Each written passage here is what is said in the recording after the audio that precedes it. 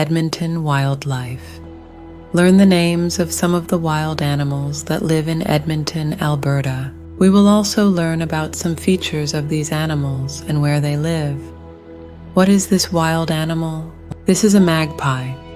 Magpies are birds that are blue, white, and black. They have feathers and live in nests. What is this wild animal? This is a Canada goose. A Canada goose is a large bird. They have feathers and live in nests.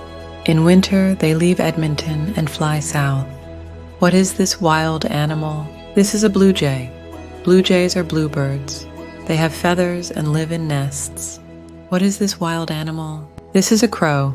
Crows are black birds. They are quite noisy. They have feathers and live in nests. What is this wild animal?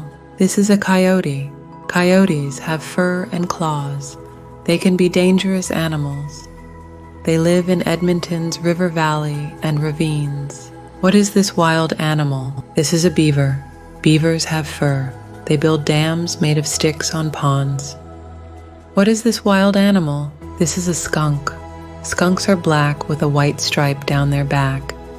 They often live under houses. They can make a big stink. What is this wild animal? This is a jackrabbit. They have fur and very long ears.